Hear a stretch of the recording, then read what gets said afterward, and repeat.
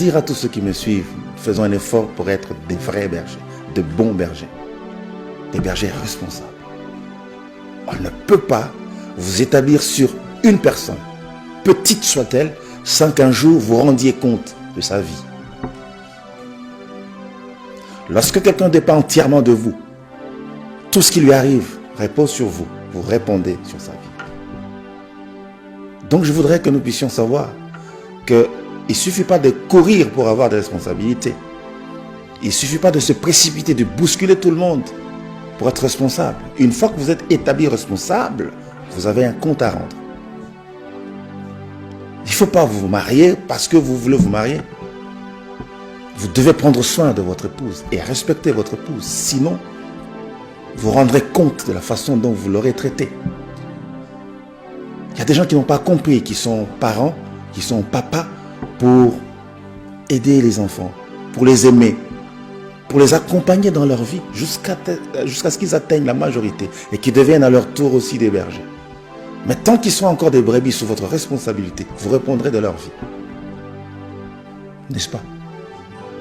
Donc, ça ne sert à rien de chercher à être responsable. Encore faut-il être le bon responsable, qui a un véritable recours pour les autres, sur qui les autres peuvent compter, qui saura bien essuyer les larmes, qui ne voudra pas voir une âme pleurer alors que c'est lui le responsable.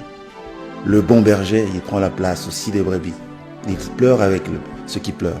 Il souffre avec ceux qui souffrent. Il prête sa main pour soutenir le faible qui sont sous sa responsabilité. Donc, être un berger ne suffit pas.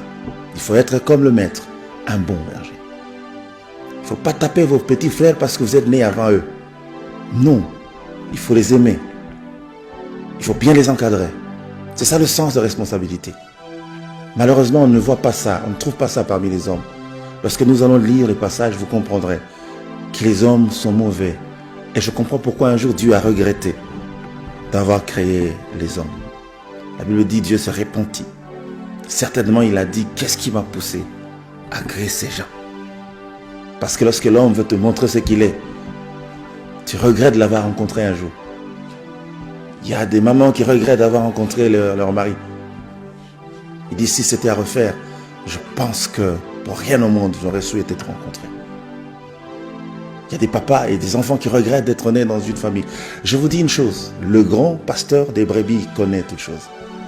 Même lorsque vous êtes dans un instant où vous pensez que vous ne devriez pas être dans cette famille, il savait que ce serait votre papa, il savait que ce serait votre maman. Vous devez accepter la situation, mais vous reposez sur celui de qui viendra votre secours. Amen. Être berger ne suffit pas.